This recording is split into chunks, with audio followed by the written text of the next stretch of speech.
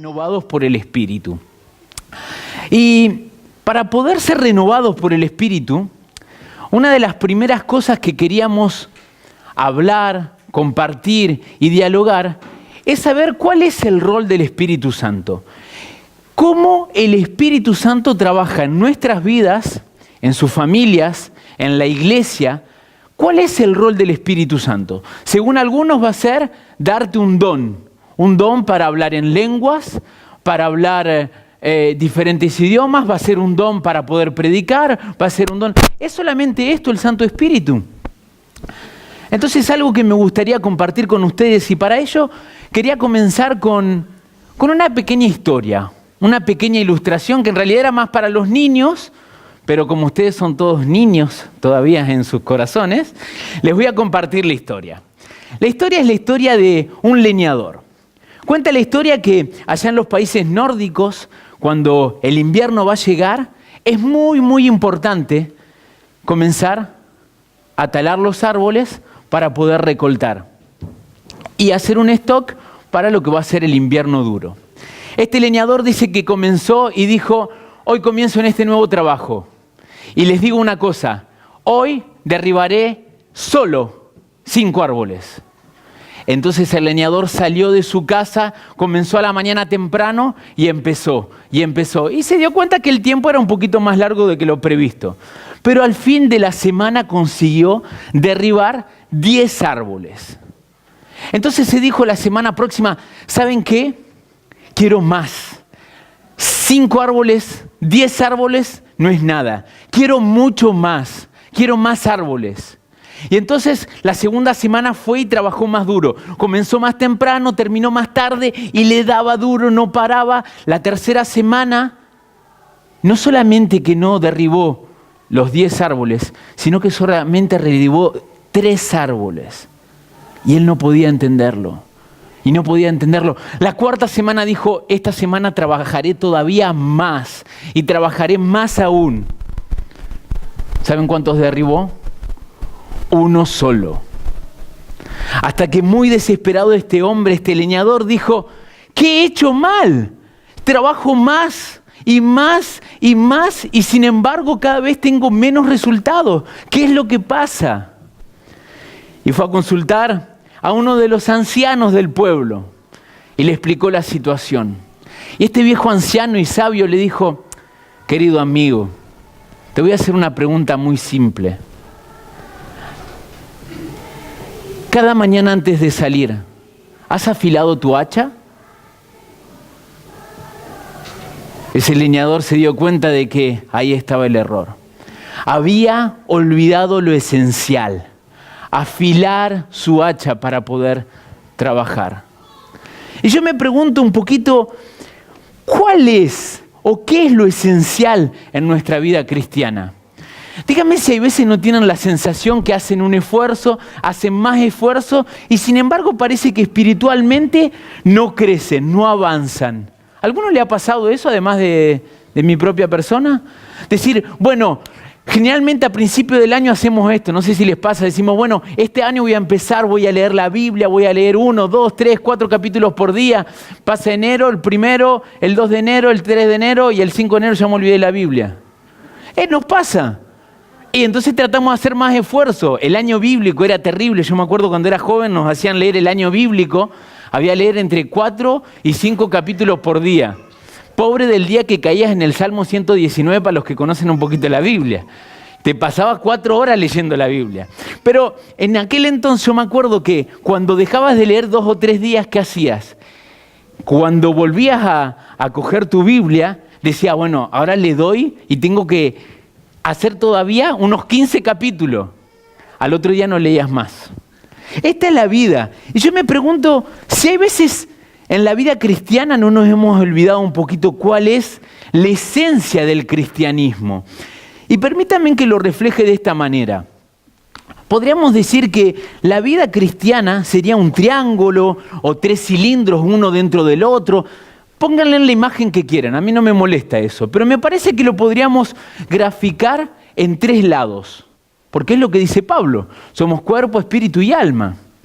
Y a mí me parece que estos 3 lados se encuentran en nuestra vida cristiana. Y me parece que una vida cristiana no puede ser una vida feliz, una vida en la cual gozo de ser cristiano, si no hay estas tres cosas. ¿Cuáles son estas tres cosas? Básicamente, la primera es la oración. Si yo no tengo un contacto con Dios, si yo no hablo a diario con Dios, yo no puedo mantener una relación. Yo no puedo mantener una relación con mi esposa si no comparto con ella lo que yo vivo al cotidiano. Claro que Dios no necesita saber qué es lo que yo necesito. Él lo sabe. Y la Biblia lo dice. Antes de que ustedes pidan, el Señor ya sabe lo que nosotros necesitamos.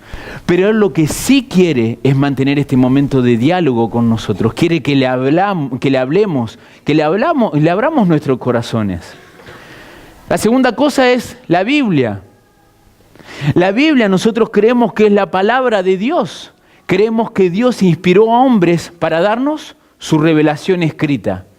En esta revelación escrita es ahí donde podemos entender y discernir un poquito cuál es la voluntad de Dios. Y déjenme que le cuente una pequeña anécdota. Hace un tiempo atrás, unos cuantos años atrás, estaba estudiando la Biblia con un grupo de chicos que venían de la iglesia pentecostista. Chicos muy, muy íntegros, pero no solamente íntegros, sino que la verdad que tenía gozo estudiar la Biblia con ellos. Y en un momento yo les pregunté, ¿y cómo Dios se revela a ti? Entonces me dicen la Biblia, me dicen los sueños, y después me dicen, pero Dios también me habla. Ok, y lo entiendo. Entonces cuando me cuenta que era lo que Dios le había dicho, yo digo, ¿estás seguro que fue Dios que te dijo eso? Y me dijo, ¿por qué? Porque mira, te puedo sacar 3 o 4 versículos bíblicos que van a mostrar que quizás no fue 100% Dios el que te lo dijo, quizás interpretaste mal lo que Dios te dijo. Es decir, Dios no puede decirme algo en un sueño, en mi corazón, a mi oído o hablarme si eso va en contra de la palabra. Por eso es que yo necesito estudiar la Biblia. Si yo no estudio la Biblia, no puedo entender cuál es la voluntad del Padre. El tercer punto es el testimonio. Hechos capítulo 1, versículo 8, lo estudiaremos la semana que viene.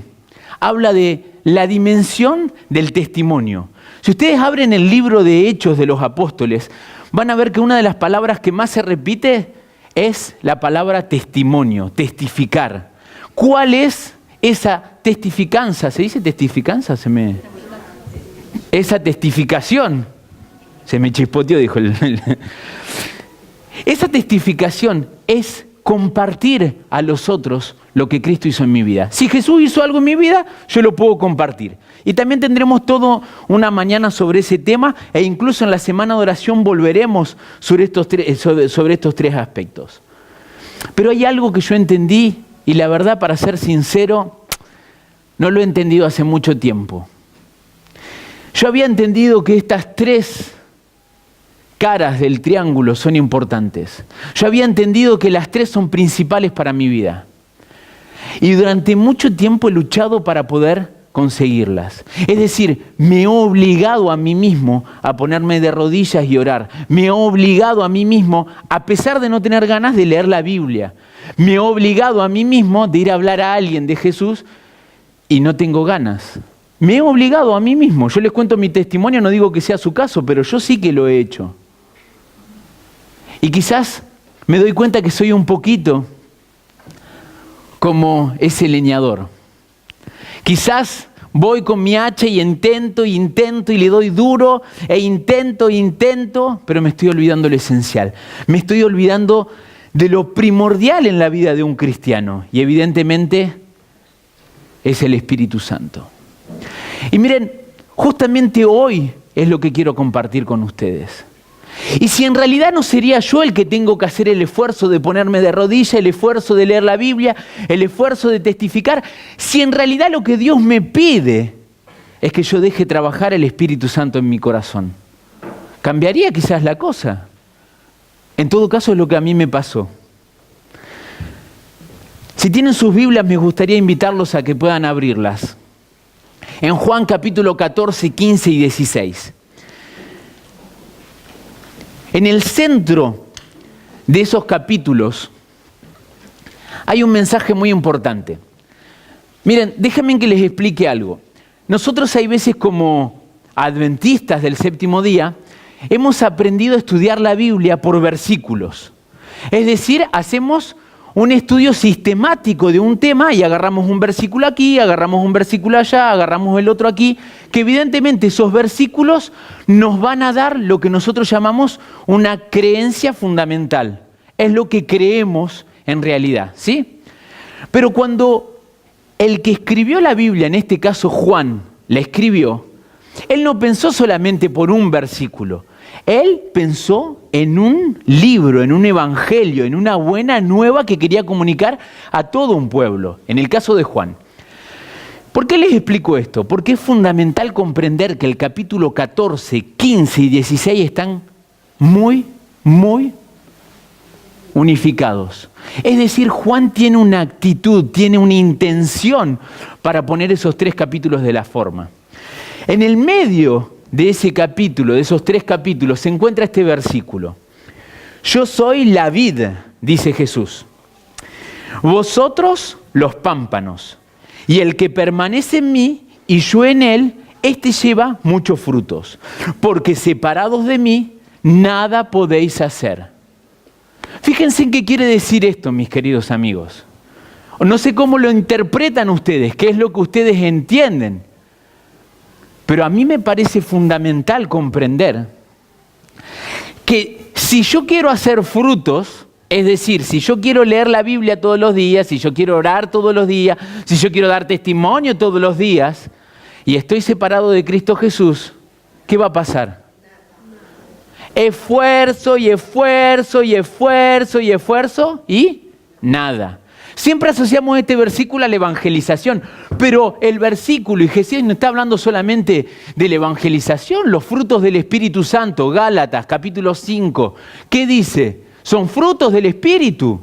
Es decir, que yo como cristiano, si permanezco en Cristo Jesús, tengo que dar frutos. Es decir, que leer la Biblia, orar, testificar, tendría que ser un fruto de mi vida cotidiana con Cristo Jesús. ¿Están de acuerdo conmigo o no? Ahora, si no estaban de acuerdo, ahora los termino de convencer, no es mentira. ¿Qué es lo que va a pasar ahora? Fíjense, esto está en el centro. Jesús pone en el centro la vid y da este ejemplo. Yo soy la vid y ustedes son los pámpanos. Él lo pone en el centro, pero ¿qué es lo que habla antes y después?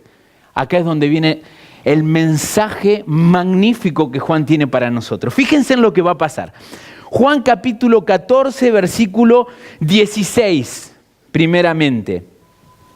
Y yo rogaré al Padre y os daré otro consolador, para que esté con vosotros para siempre. Mas el consolador, el Espíritu Santo, a quien el Padre enviará en mi nombre, Él os enseñará todas las cosas y os recordará todo lo que os he dicho. ¿Vieron por qué los argentinos cortamos las palabras? Mucho más fácil. Por todo lo que te dije. Sería más fácil, ¿no? Miren, en este versículo hay algo importante que comprender. La palabra consolador no es espíritu. La palabra consolador es otra cosa. Y a causa de esta palabrita ha habido muchas perturbaciones en la iglesia, porque hay algunos que salen a decir, no, pero ustedes están equivocados completamente. Acá no estamos hablando del Espíritu Santo, acá es otra persona, y el Espíritu Santo no es una persona de la divinidad, y ahí se empiezan debates teológicos que no terminan nunca. En una parte esta gente tiene razón. La palabra que aparece aquí en consolador, no sé si la van a recordar o no, pero para mí que sí es importante, es la primera vez que aparece en el Nuevo Testamento. Es decir, antes de aquí no aparece en ningún otro lugar. Y el único que va a utilizar esta palabra es Juan. La utiliza aquí, la utiliza en las epístolas que escribe, pero no la utiliza nadie más que Juan. Y cuando Juan va a hablar, Juan sabe de lo que quiere hablar. Esa palabrita ahí es parakletos. Esa palabra parakletos no quiere decir solamente espíritu o consolador, quiere decir también abogado, quiere decir también defensor. De hecho, hijitos míos, si esto os digo para que no pecareis, abogado tenemos en el cielo a Jesucristo para con nosotros. ¿Qué es esa palabra abogado? Paracletos. Jesucristo es también el Paracletos, como acá el Espíritu Santo. La confirmación la da en el versículo 26, cuando Juan va a explicar una vez más y va a decir, ahora sí, mis amigos, escúchenme bien, el Consolador es el Espíritu Santo. El Consolador, en el versículo 17, es el Espíritu de verdad. Ahora, ¿cuál es el rol del Espíritu Santo? Acá yo se lo marqué y se lo sublineé. Enseñar y recordar para comenzar. Este es el principio del Espíritu Santo. Fíjense, es más el Consolador, el Espíritu Santo, a quien el Padre enviará en mi nombre, Él os enseñará. Ahora no vamos a tener el tiempo para estudiarlo, pero incluso va a decir algo como esto. Yo todavía tengo muchas enseñanzas para ustedes, pero ¿saben cuál es el problema? Ustedes no están listos, ustedes no están preparados. Ustedes todavía no tienen las espaldas para aguantar, para soportar lo que les tengo que enseñar. Y miren cómo esto se aplica a la ley de la vida de la iglesia. Es decir, yo bautizo a una persona aquí un sábado a la mañana, ¿sí? Si yo quiero que esta persona, cuando la bautice, ella salga del bautisterio y ella piense y reaccione como yo, que hace 15 años que soy cristiano, no entendí nada de la vida, amigos. Quizás va a estar mucho más adelante que yo, o quizás no, pero es mi rol enseñar, es mi rol recordar lo que Jesucristo nos enseñó. Claro que yo soy el intermediario, pero el primer rol del Espíritu Santo es enseñar y recordar. Sigamos adelante. Miren lo que dice Juan 16, es decir, estamos en el 14, dar frutos, en el 15, perdón, y en el 16 va a volver Jesucristo a hablar de este Consolador, del Paracletos. Va a volver a hablar del Espíritu Santo. Y miren lo que dice aquí. Pero yo os digo la verdad. Os conviene que yo me vaya, porque si no me fuere, el Consolador no vendrá a vosotros. Mas si me fuere, os lo enviaré. Y cuando Él venga, convencerá al mundo de pecado, de justicia y de juicio. Ahora después vamos a retomar el versículo 9 al 11. ¿Ustedes alguna vez se pusieron a pensar por qué Cristo Jesús le va a decir a sus discípulos, es a ustedes que les conviene que yo me vaya? ¿Por qué les conviene? ¿Por qué era mejor que el Espíritu Santo se vaya y que Cristo se vaya y que el Espíritu venga? ¿Por qué Jesús no se quedó más tiempo con ellos? ¿Por qué le dice, os conviene a ustedes, no a mí? ¿Por qué? Uno de los argumentos que me convenció, que me ha convencido realmente, es en el comentario de un librito que se llama Paso a Paso hacia un revelamiento espiritual. Y este pastor dice algo que me tocó mucho. Cuando Cristo Jesús dice, os conviene que me vaya para que venga el Espíritu Santo, es porque Cristo Jesús, como Dios, estaba limitado aquí en la tierra. Cristo Jesús estaba en un cuerpo de hombre. Cristo Jesús no era omnipresente en ese momento. ¿Están de acuerdo conmigo? Cristo Jesús no podía estar en dos lugares al mismo tiempo. Ese no era Cristo. Ahora, ¿qué es lo que pasa cuando Cristo sube al cielo? Ahí el Espíritu Santo puede venir. Y ahí el Espíritu Santo puede estar con cada uno de nosotros en simultáneo. Aquí, en China, en Argentina o en el otro extremo del mundo como Canadá, a la Artántida, no sé dónde más. Nicaragua, sí, pero no están en extremo, pero bueno. Estaba hablando de los extremos, por eso dije Argentina, no porque soy argentino. Pero miren, mis queridos, ¿entienden? Era para conveniencia de nosotros, para que el Espíritu Santo pueda recordarnos y enseñarnos en el tiempo debido. La verdad presente, uno de los pilares de los pioneros de la Iglesia Adventista del Séptimo Día. Es decir, hoy yo comienzo a conocer la verdad y el Espíritu Santo va a caminar conmigo para revelarme esa verdad. También se la revela a su pueblo. Pero no es la misma cosa la revelación y la verdad presente en una persona que en el pueblo de Dios. Entonces, ¿cuál es el segundo punto? Fíjense, y cuando Él venga, es decir, el Espíritu Santo, convencerá al mundo de pecado, justicia y juicio. Cuando había empezado mi primer año de teología, era el tercer año de teología, ya estaba en la licenciatura, perdón. Voy a Argentina por primera vez después de mucho tiempo. Yo no vivo en Buenos Aires, vivo en una ciudad que se llama Santa Fe. Y en aquel entonces, el hermano de mi papá, con su esposa estaban yendo a una iglesia pentecostista. Y en ese momento mi tía me lanza una pregunta.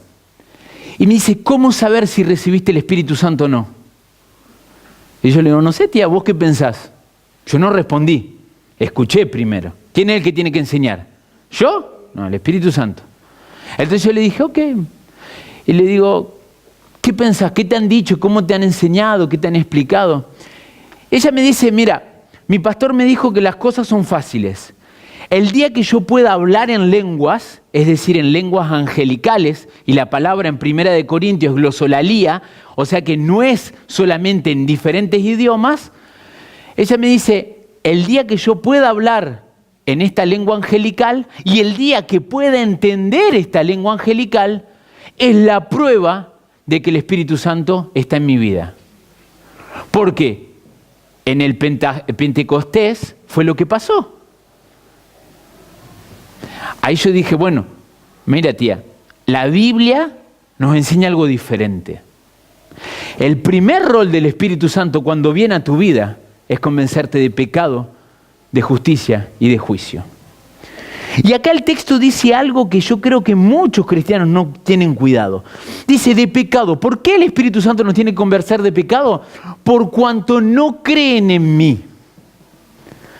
Una vez estudiando la Biblia con un joven, me dice, mira Leo, yo soy un joven muy correcto. Tengo mi novia, la verdad que yo me quiero mantener firme porque ella tiene sus valores y yo no quiero tener relaciones con ella. Soy alguien que estudia, un buen ciudadano, he hecho la mili. Yo la verdad que soy un ciudadano que creo y me considero correcto. Yo no veo de qué me tengo que arrepentir. Yo no veo cuál puede ser el pecado en mi vida. Y yo le dije, wow, amigo, estoy orgulloso de tener un amigo como vos. Y fui sincero porque hay gente buena en el mundo que no cree en Dios. Hay buena gente afuera de nuestras iglesias y quizás que son mejor ciudadanos que nosotros. Pero miren acá lo que me llamó la atención. ¿Por qué el Espíritu Santo los tiene que convencer de pecado? ¿Por qué? No, chicos, no los escucho a ninguno. Se me durmieron todos o están en un momento de silencio total. ¿Por qué el Espíritu Santo los convence de pecado? Porque no pusieron su fe en Él. Es decir, que según la Biblia, y lo lamento para el que le moleste, pecado es no creer en Cristo Jesús también. Es la transgresión de la ley, pero también como no poner su fe en Cristo Jesús. Ahora, no soy yo que tengo que convencer a alguien que ponga su fe en Cristo o no. ¿Me están siguiendo, no? Es el Espíritu Santo que tiene que convencerlo. En materia de justicia, por cuanto voy al Padre y no me veréis más. Claro que es una justicia. Era injusto que Él estuviese aquí sobre tierra. Era injusto de que Él muriera cuando no pecó. La paga del pecado es muerte. Y el tercer punto, y de juicio, por cuanto el príncipe de este mundo ha sido ya juzgado. ¿Saben quién es el príncipe de este mundo? ¿Pero qué quiere decir esa palabrita? Porque a veces nos suena feo. Quiere decir simplemente el adversario, el que está en contra de Dios. El que está en contra de Dios es Satanás. Eso quiere decir Satanás.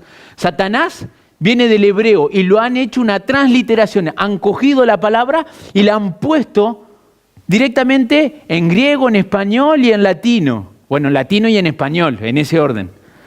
¿Y qué hacemos nosotros? La decimos, pero no entendemos lo que significa. Pero lo que significa es el adversario de Dios va a ser juzgado y ya fue juzgado. Cuando Cristo Jesús murió en la cruz, se terminó. Este es el rol del Espíritu Santo, convencernos de pecado, justicia y juicio. Enseñarnos, recordarnos, convencernos de pecado, justicia y juicio. Y hay una cosa más que me gustaría compartir con ustedes. Aún tengo muchas cosas que deciros, pero ahora no las podéis sobrellevar.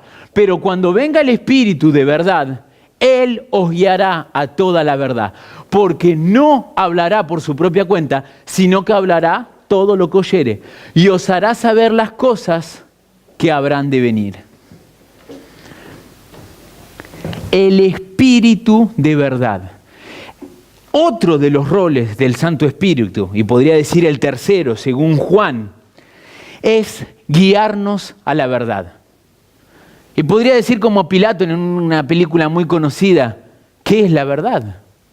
En la Biblia también está. ¿Qué es esa verdad?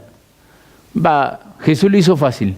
Yo soy la verdad, el camino y la vida. Nadie va al Padre si no es a través de mí. Jesús lo dejó claro quién es la verdad. ¿Cuál es el rol del Espíritu Santo? ¿Llevarte a la doctrina? No.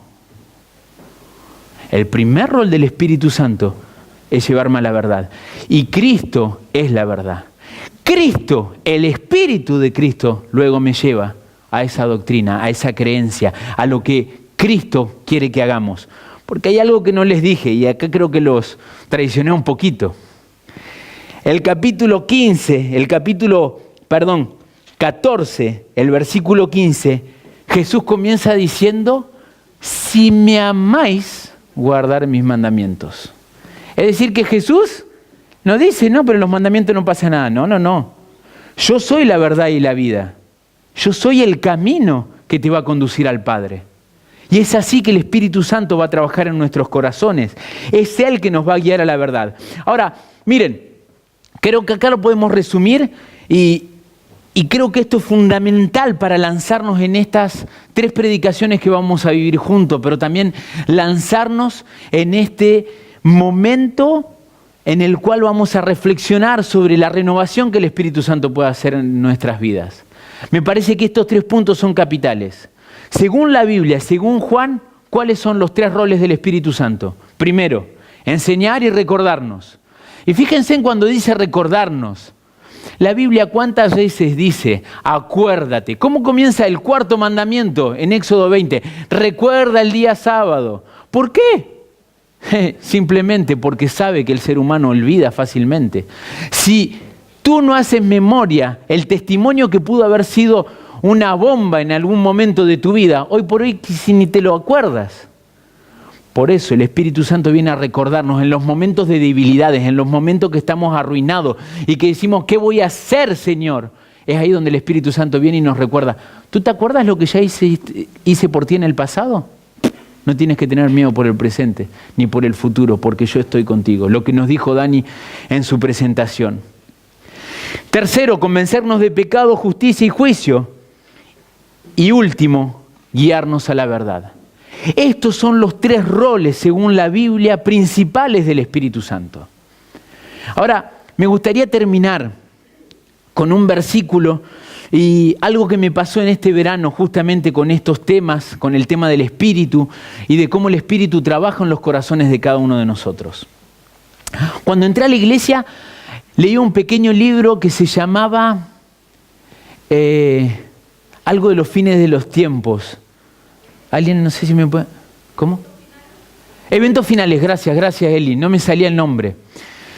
Este libro, Eventos Finales, que es una compilación que un pastor hizo de textos de Ellen White, hablaba de una cosa que se llamaba la lluvia tardía. ¿Escucharon hablar de la lluvia tardía? Y nosotros la interpretábamos como que la lluvia tardía era ¿qué cosa? El derramamiento del Espíritu Santo en su iglesia, ¿cuándo? En los tiempos del fin. Ese texto es sacado de aquí, de Joel. Joel capítulo 2, versículo 23. Vosotros también, hijos de Sión, alegraos y gozaos en Jehová vuestro Dios, porque os ha dado la primera lluvia a su tiempo y hará descender sobre vosotros la lluvia temprana y la tardía como al principio.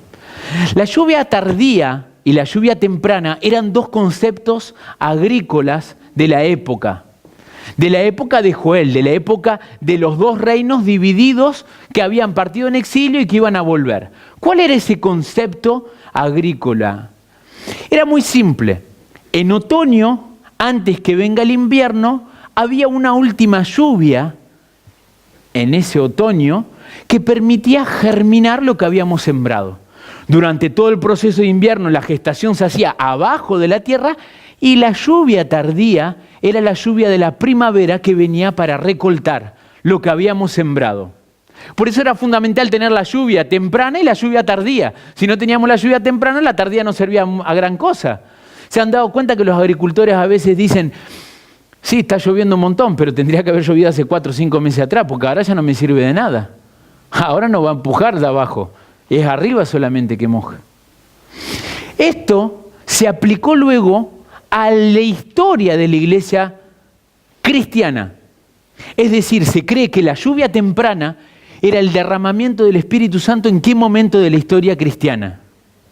En el Pentecostés. Es decir, cuando Cristo Jesús le da a sus discípulos la orden de quedarse en Jerusalén, orar y velar porque el Espíritu Santo vendrá. Y es de lo que hablaremos el sábado que viene. Y en ese momento es la lluvia temprana, la lluvia que iba a servir para cosechar, para germinar, perdón. Pero a la lluvia tardía en los tiempos del fin era la lluvia que iba a venir para cosechar. Y esta es la promesa que creemos como adventistas del séptimo día, que en un momento el Espíritu Santo va a ser derramado en todo el pueblo de Dios para poder terminar la obra que Él nos ha encomendado.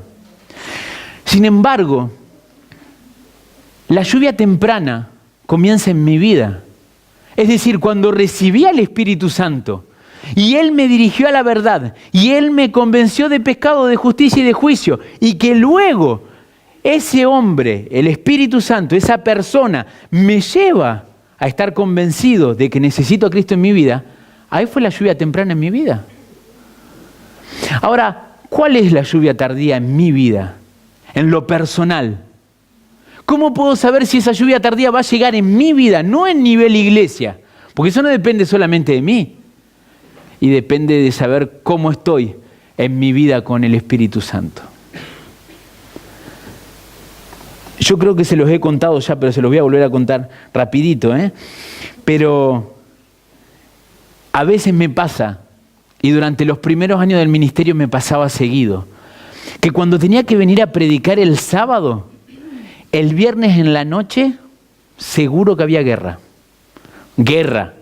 Quizá no eran gran cosa, pero mi mujer que me decía algo y que a mí no me gustaba y yo le respondía de una forma y tal, y que se empezaba a poner la cosa un poco tensa y que se terminaba diciendo, bueno, ¿sabés qué? Vos, tu Dios y tu iglesia andá para el otro lado, yo me voy para el otro, cada uno tiene su forma de ver las cosas, entre marido y mujer.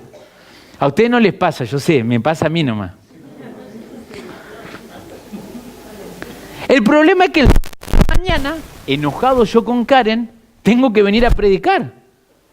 Y ahí entonces antes de salir, como siempre, me pongo de rodillas y digo, Señor, por favor te pido que tu Espíritu Santo pueda llenar mi vida, que pueda hablar, que tu carbón encendido toque mis labios y que pueda tocar el corazón de los otros, pero no porque soy yo que hable, porque el Espíritu Santo está en mí. Y lo digo. Pero ese día cuando íbamos en el auto, íbamos para la iglesia, yo todavía no era pastor de la iglesia hispana, el Espíritu Santo me decía, Leo, pedile perdón, Leo. Ayer se te fue un poquito la mano, Leo, pedile perdón. Y saben que allá dicen que... ¿Y por qué yo? Fue ella la que empezó, yo no empecé. Sí, bueno, Leo, pero le hiciste llorar, se enojó, está triste. Dale la mano, decirle amor te amo, decirle algo. Y yo en mi corazón estaba rebelde. Nada, que venga ella. Yo le hago una pregunta, ¿el Espíritu Santo, la lluvia temprana o la lluvia tardía, podía caer en mí? No, porque no me estaba dejando convencer de pecado, justicia y juicio. La cosa no era si ella estaba en lo correcto o en lo incorrecto. La cosa era que el Espíritu Santo me estaba llamando a pedir perdón. Poco importa si tengo razón o no. Yo prefiero ser feliz antes que tener razón. Y entonces le dije, y yo pienso que en el corazón de Karen era la misma historia, pero bueno, eso se lo tiene que contar ella, no yo. Entonces le dije, mira amor, te pido perdón ayer. Yo no entiendo por qué a veces nos peleamos por tonterías, porque si vos me dijera que nos estábamos peleando por algo grave, pero yo te pido perdón, amor, porque te lastimé. Te lastimé y Y a pesar de que no haya sido mi intención y de que quizá tendría argumento para contradecir de por qué te insulté o por qué me enojé, te pido perdón, amor. Te pido perdón porque te hice mal. Y mi perdón es por esto, porque te he dañado. Karen me dijo, ¿sabes qué? A mí me pasa lo mismo. Te pido perdón, amor. Ahí nos reconciliamos. Vine a la iglesia, bueno, a esta no, a la otra. Prediqué y estaba tranquilo con el Señor. Amigos, no nos olvidemos que el derramamiento del Espíritu Santo comienza en mi vida antes de estar en la iglesia. En la iglesia también va a ser un fenómeno que acontecerá a los tiempos del fin, pero primero comienza en mi vida. Si te pasas tu vida diciéndole al otro lo que tiene que hacer, lo que no tiene que hacer, lo que está haciendo en pecado y lo que no, hay algo que quizás no está bien en tu vida, mi amigo. Pídale al Espíritu Santo que Él te ayude a saber qué es lo que no va. Sed llenos del Espíritu Santo. Este verano estábamos en Misión Caleb y estábamos cantando una canción que es hermosa, que se llama Santo Espíritu, desciende sobre nosotros. Y esta canción a mí me ha tocado mucho este verano, me ha llenado mi corazón. Y cada vez que voy un poco mal o que no me siento bien o que siento que estoy por caer o que me pasa algo, empiezo a cantar. Y canto esta canción, Santo Espíritu desciende sobre nosotros. Estábamos haciendo una Santa Cena con todos los jóvenes, que los jóvenes les han contado lo que ha sido esta Santa Cena.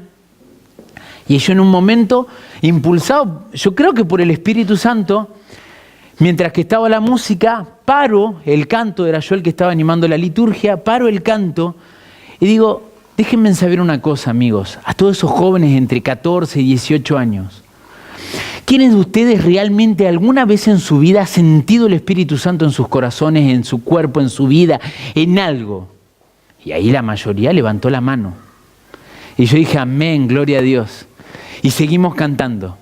Y me paro a la tercera estrofa otra vez. Y digo, pero yo vi que hay algunas manos que no se levantaron.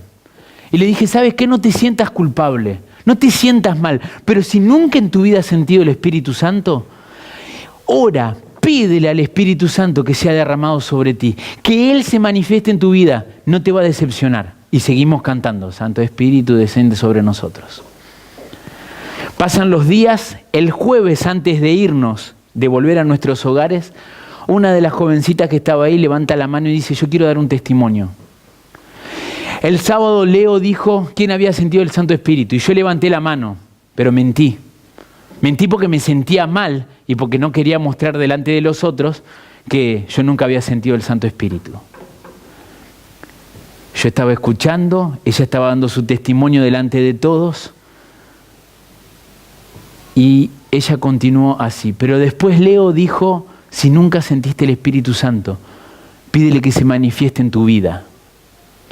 Y me dice, y en ese momento yo no sé por qué, pero le dije, mire Señor, si usted puede manifestarse en su vida, en mi vida, hoy, y que yo pueda sentir el Espíritu Santo, te prometo que te doy mi vida entera. En ese preciso momento, es lo que ella cuenta, no lo que yo digo, yo sentí dos manos que me abrazaron y me di vuelta, pero me di cuenta que estaba contra el muro y que no podía ser otra persona que el Espíritu Santo que estaba tocando mi vida. Hace un mes atrás recibimos la foto de su bautismo. No es porque estés en la iglesia que pudiste haber sentido el Espíritu Santo. Pedir que el Espíritu Santo venga a nuestras vidas es una acción cotidiana de todos los días. Y este es mi mensaje más profundo. El rol del Espíritu Santo lo dejamos claro, pero lo que más necesitamos ahora es orar para que ese Espíritu sea derramado en nuestras vidas, en nuestros corazones y en nuestra iglesia. Amén.